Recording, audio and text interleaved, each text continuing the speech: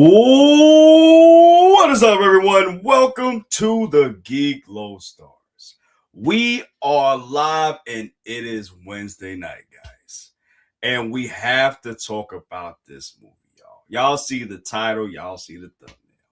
Michael, okay? We're going to talk about how right now Michael is breaking these numbers in the box office. It's insane, y'all. It's insane.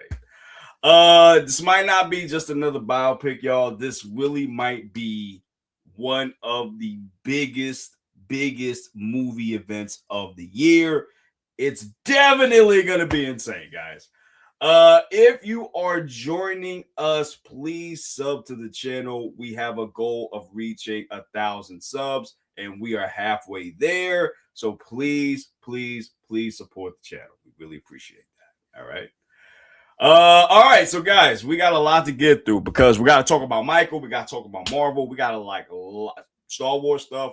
We got a lot of things to talk about, so we're gonna get into it in a minute, okay? For those of you that are coming in, shout out to the chat for coming in. I really appreciate it. And yo, we ain't gonna waste no time. Let's talk about it. Now that we getting into it, let's talk about Michael real quick. Yes.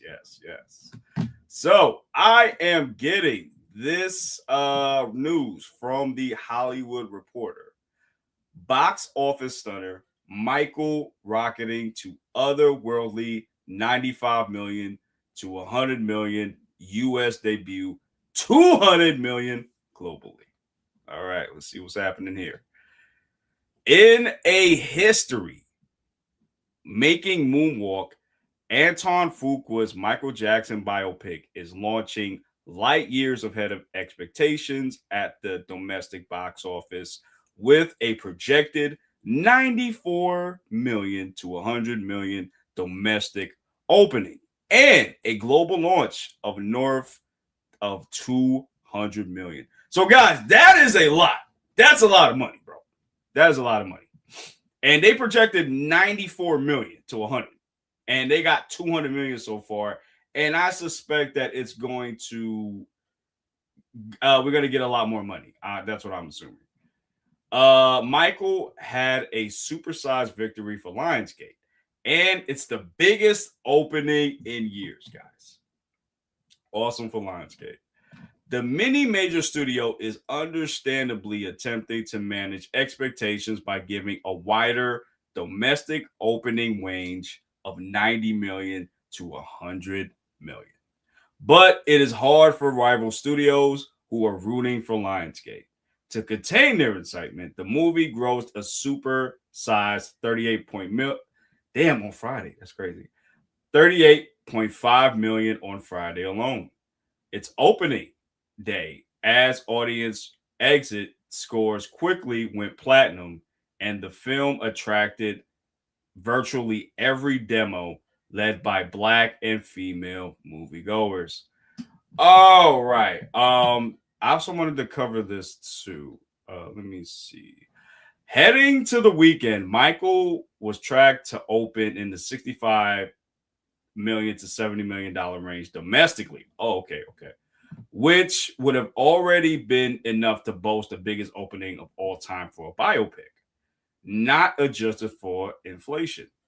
The current record holder for Universal is Universal, Straight Outta Compton. I saw that. That was a great movie. 60.1 million, followed by Fox's Freddie Mercury biopic, Bohemian Rhapsody, 55 million. All right. So, guys, this is how I feel about this, right? Lionsgate is definitely very happy that MJ is one of their biggest opening movies in a very long time. Guys, if you can't hear me or if the mic is messed up, y'all let me know in the comments, okay? Definitely want to hear your thoughts, so definitely come through. And it also proves something else too. It proves that no matter if this movie was going to be decent, if it was going to be good, if it was going to be excellent, this was still going to make money just because of Michael. I feel like I feel like a lot of people don't realize how can I say this? I don't think people really understood how big Michael is, bro. Like Michael is an icon of of itself. Like he is a legend. He is like there is nobody, I don't think, in history now or after that is going to reach what Michael Jackson is and was. Like this man was out here making money. This man was out here having concerts where people were just like falling out, like conquerors hockey out here. Like they were just, what's the word, guys? I'm sorry. What is the word? They were fainting because he was right there. Like it's crazy. It's freaking crazy, bro. It's crazy. So that's just going to show you how big Michael is as an icon. So even though this is not better than the American Dream, for those of y'all that don't know, I think it was VH1. They made a movie long time ago. I think I want to say 95.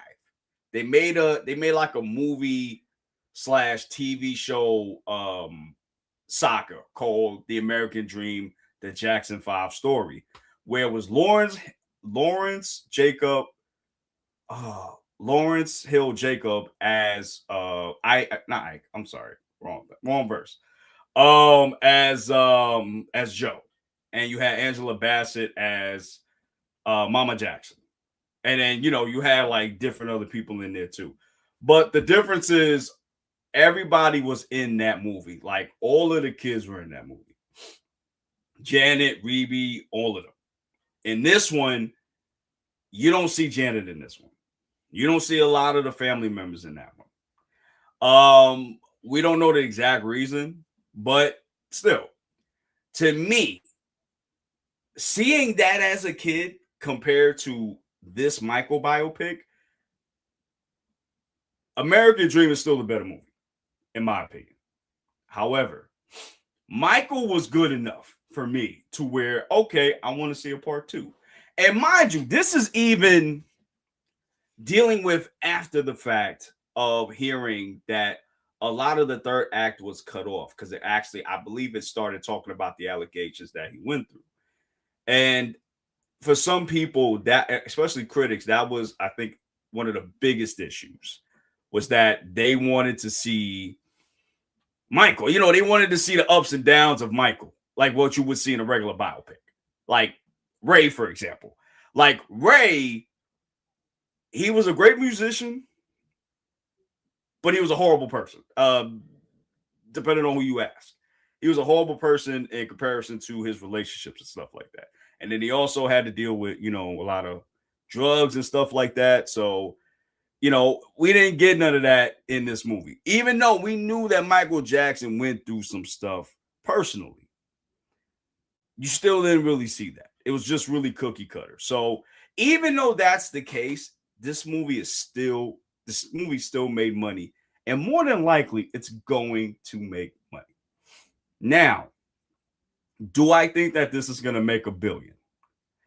To be honest with you, if Bohemian Rhapsody is 55 million and Straight Outta Compton is like 60 million, and Straight Outta Compton is has made the most, as from what I see here, I think Michael has definitely the potential to make $1 billion.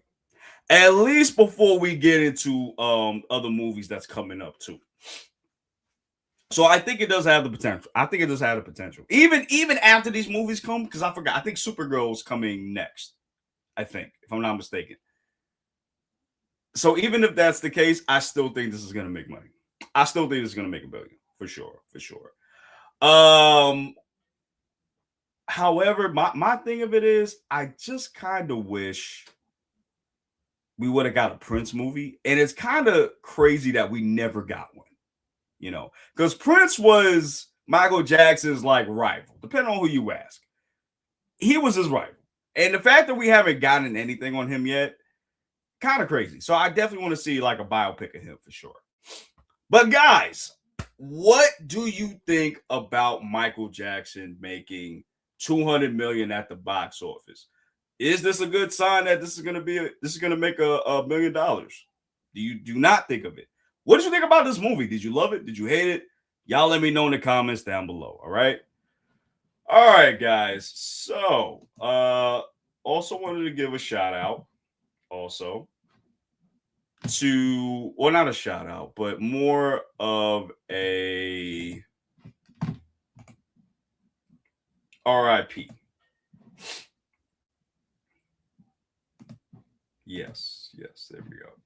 So, guys, unfortunately, we learned this news a couple of days ago. Jerry Conway had passed away at 73. Now, for those of you that don't know, this man really was like the VIP at Marvel. This is the guy that made the Spider-Man story the night Gwen Stacy died, which that was like a pivotal story just because, it, how can I say this? It led to getting more like serious stories with comic books. You know what I mean? So he was at the center of that. And he was also the co-creator of The Punisher, Miss Marvel, Firestorm, and Vixen, which is kind of crazy. Yo, this man's track record is insane. Now that I think about it. So that's him right there. So RIP to Jerry Conway. Let me go into the article. Get that out of there. And I'm getting this from the Hollywood Reporter as well. Jerry Conway, the influential comic book author who co-created dozens of characters for DC and Marvel, among them The Punisher, Miss Marvel, Firestorm, and Power Girl too. I didn't know that. And some of the most impactful Spider-Man stories ever published. He has passed away at 73. Conway, who briefly served as an editor-in-chief at Marvel in the mid-1970s, has been battling cancer, which I didn't know, cancer. He made what would be his last conventional appearance at CCXP in Brazil in December. So I'm sure that was last December. And did a store signing near his hometown in Thousand Oaks in February. All right. Okay. So yeah, so RIP to you, Mr. Conway. You definitely made a contribution to comic books, man. I didn't even know he made those characters. I didn't know he made the Punisher and all that too. Like that is so crazy, y'all. So yeah, RIP, and yeah. All right, so we're gonna stick with Marvel news, okay? Because I thought this was actually pretty crazy too. Daredevil and other Disney Plus shows is not working out, guys, which is crazy.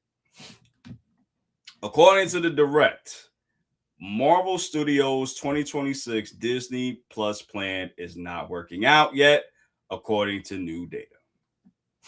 New data has indicated that the MCU's Disney Plus strategy change isn't working yet. In the early days of Disney Plus, Marvel Studios was developing its TV series like movies, swerving traditional showrunners and show Bibles while leaning into limited series that could link to the wider MCU. After mixed reactions to many MCU shows, Marvel Television has split into its own division under Brad Winterbaum and is insinuating a slowdown in input to favor quality over quantity. All right. Furthermore, Winterbaum has opened that MCU streaming strategy has changed to make television more into a traditional style. With multiple pilots and multiple shows, what's that about Biles? Biles in the works. Wait, what is that? I think that's Biles. Bibles in the works. I don't even know what that means. It works at once before deciding what to produce. Part of the switch up is a focused of shows that can last multiple seasons and brew in the culture for years to come. According to an exclusive report from Comic Book, based on data provided by Illuminate, Daredevil Born Again Season 2 has unfortunately dropped by roughly half compared to last season, which is crazy, guys. That not only paints a worrying picture for Born Again overall interest, but also the MCU's larger TV strategy as a whole. Comparing their first 5 weeks against each other, season 1's 8.375 million views have dropped to 515 million this season, marking a 46% decline in views with only one episode released. That is insane. Furthermore, season 2 is reportedly faced with a 54% drop in hours watched from roughly 24 million to 10.867 million. And let me get to this real quick too. Illuminate previously revealed that Wonder Man suffered from weak viewership with 54.9.6 million minutes watched in the 10 days after its binge release, while Born Again season 2 drew roughly 47.28 million minutes watched in its first week. All right, we gotta talk about this, guys. We definitely gotta talk about this, guys. Oh man. Okay, here's the thing, guys. Here's the thing. The thing about this, right? I think this is happening due to a couple of things. And guys, like I said, let me know if you can't hear me, if the audio's messed up. Y'all let me know in the comments, okay? The first thing I think what's going on is the marketing. Marvel has dropped the ball when it comes to marketing these shows, especially when it came to Wonder Man and Daredevil itself, as it said in the article. Because when Wonder Man was coming out, you got that trailer and it kept showing the same thing in all the other trailers up until like the last two, when you actually saw Simon's power. Now, I surmise that was probably due to people not giving it away that Simon is more than likely a mutant, and they changed his whole thing, the way his power set works. Now, I think that's why they did it, but at the same time, I think it did show a lack of confidence within this show, because I think this was not even going to see the light of day, if I'm not mistaken. But it's crazy, though. It's crazy. And then on top of that, when you talk about Daredevil season 2, this was not marketed that well either, up until the show actually came out, like season 2 actually released. Then they started showing more and more stuff, and I think that had to do with them kind of shaky about Daredevil season 2 relating to what's going on in the world now with the task force and ICE and stuff like that. So I think those two were a combination of things. That's part of why it's declining. Now, for Daredevil especially, I think this is the main reason why it's like this for Daredevil. Daredevil on the Netflix is a revered show. Launched all the other Netflix shows too: Punisher, Luke Cage, Jessica Jones, etc., Iron Fist, etc. So when they came with Born Again, it was different. Spoilers for anybody that hasn't watched it. Foggy died, and Karen wasn't even in the show after the first episode in season 1. She wasn't even in it like that. So we had to deal with Matt Murdock. We had to deal with Kingpin and Vanessa And then other new characters like Cherry and Kristen and Cole North and I forgot the other asshole's name. I forgot his name. Or like Buck or like James Gandolfini's son's character. So we had to deal with everybody else and not the original crew that we came with, except for, I'm sorry, and also Bullseye, right?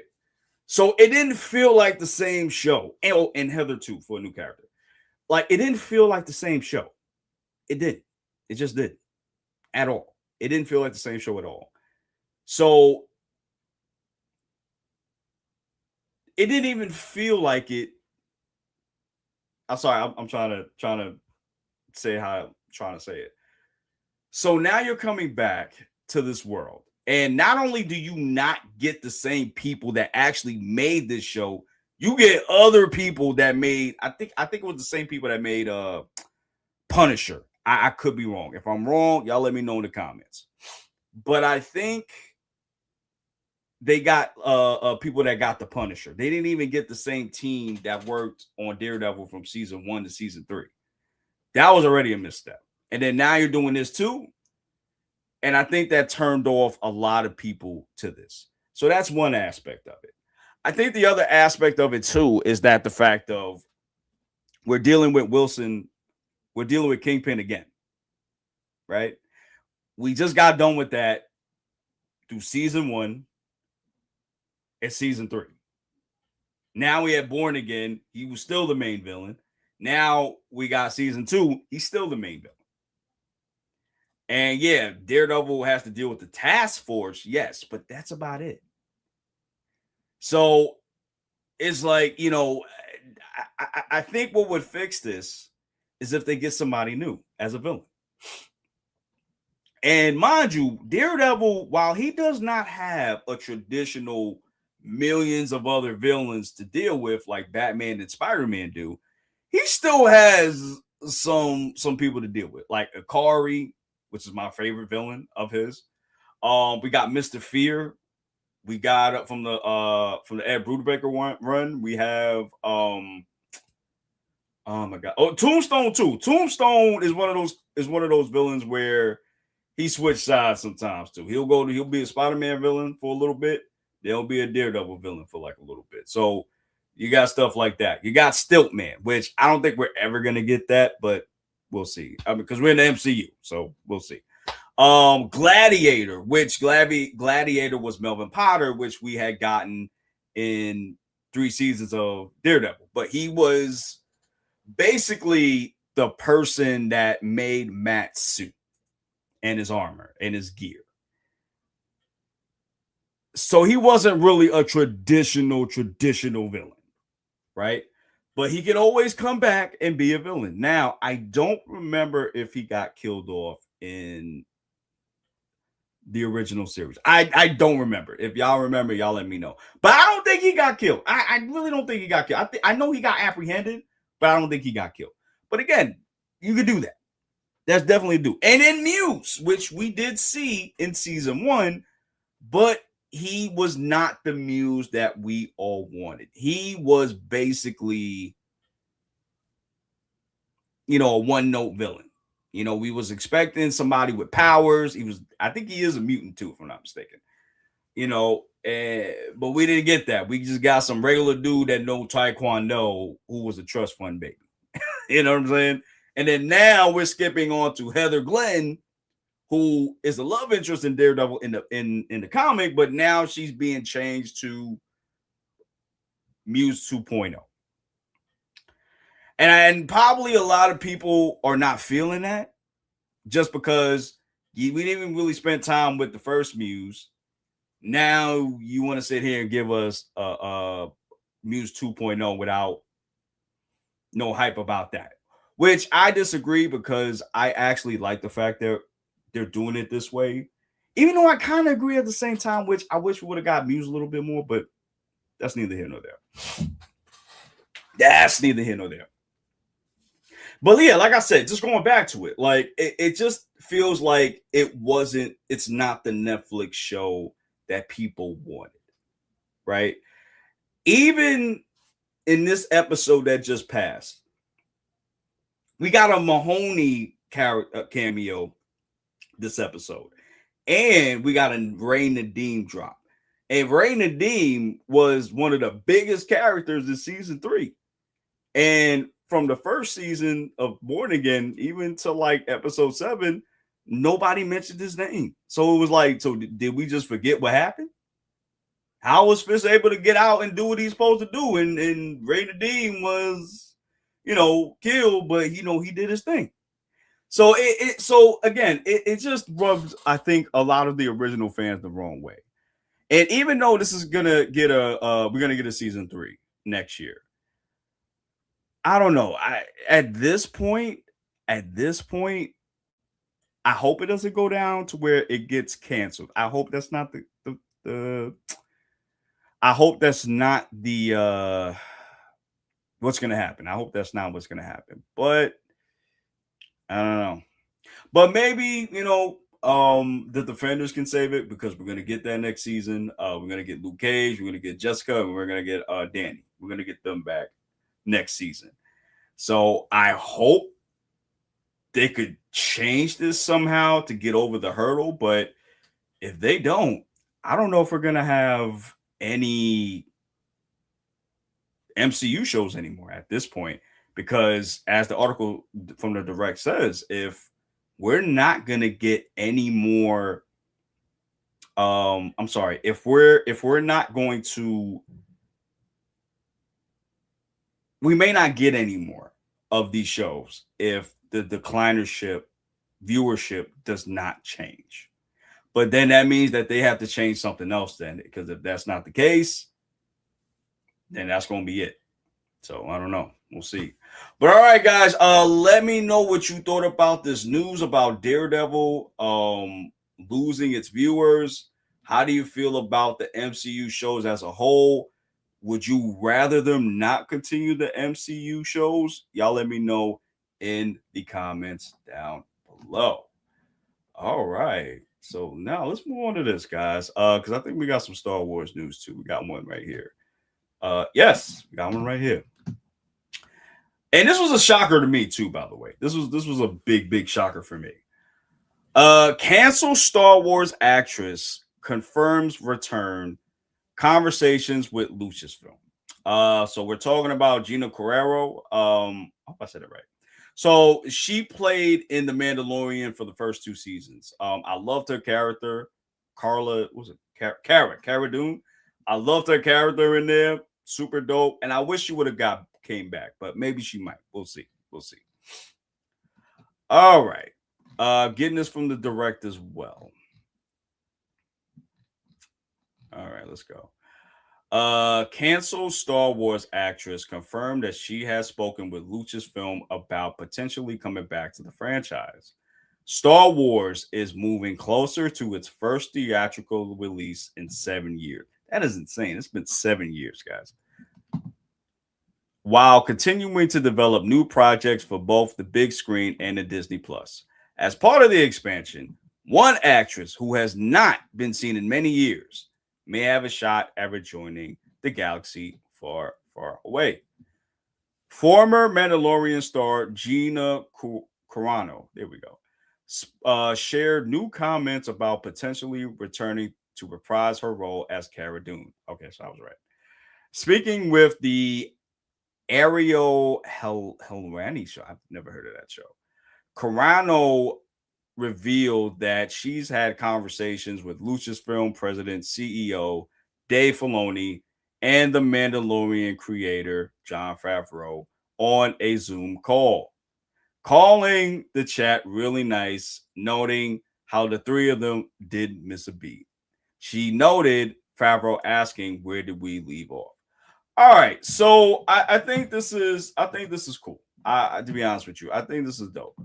I think this is dope for a couple of reasons. I think Gina coming back, I feel like, is very cool. Just because, I forgot specifically. No, actually, I do remember. I know it was something. You know what? I gotta go. Let me see if I could read on here. I'm sorry, guys. Okay, so she made controversial social media posts, but I forgot specifically what it was. right? So apparently all is forgiven. And Carano definitely sounds like she wants to go back, right? I see this as a good move. Matter of fact, I'm gonna even go further with that. I'm gonna say that she's already in the universe now. I'm not even gonna hold you. I think she's done some stuff with them already. I'm not even gonna hold you. And since Carl Weathers is gone, R.I.P. She can definitely Cara Dune can definitely take on that role that Carl Weathers now doesn't have, right? I hope I said that right. I'm sorry, guys. But you get what I'm saying. So I'm hoping that she could fill that void, right? Now, something tells me she might be in this movie. She might be in the Mandalorian and Grogu movie. Something just tells me she might be in that movie. Something just tells me. And that might be the surprise. And that's just, and I don't have no, I don't have no contacts or nothing like that, of course. But just going with my spider sense, I think that she might be in the movie. But again, I could be completely wrong of Mandalorian and Grogu as a cameo or something along that line. Since all is forgiven.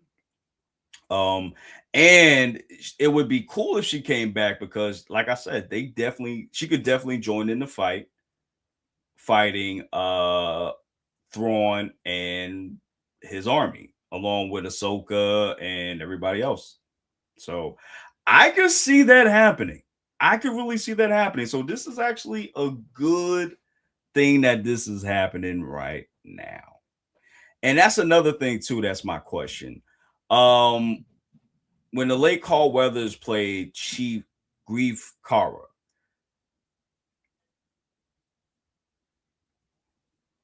is anybody going to replace that role? That's my question.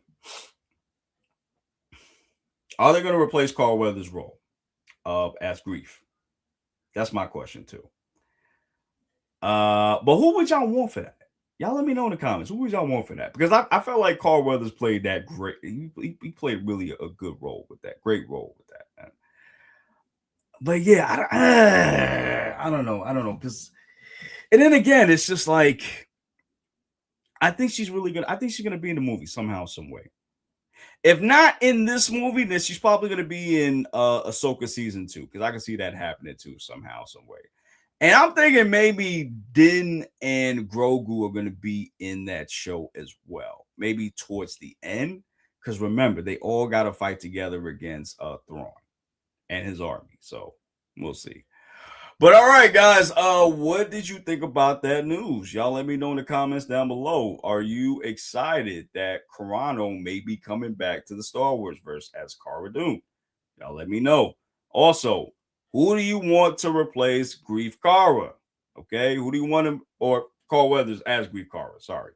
Y'all let me know in the comments down below. All right. Now, guys, we're gonna get to the last news of this stream. And we're going to get into Gen V. Gen V, the boys spinoff, canceled after 2 seasons on Prime Video, as said by the Hollywood Reporter. All right. All right, let's get into it. No, I don't want to do that. So Gen V, spinoff of The Boys that focuses on college students with superpowers, has been canceled after 2 seasons at Prime Video. The second and now final season of the show concluded in October 2025. The news comes as The Boys in the midst of its final season, and we're going to do reactions for that, guys. I know y'all probably been looking for it, but we're going to get to that when we get to it, okay?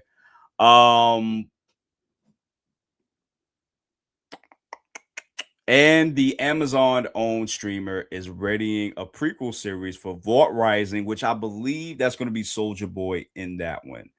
And for a 2027 premiere, another spinoff, The Boys Mexico. Oh, I didn't hear about this one.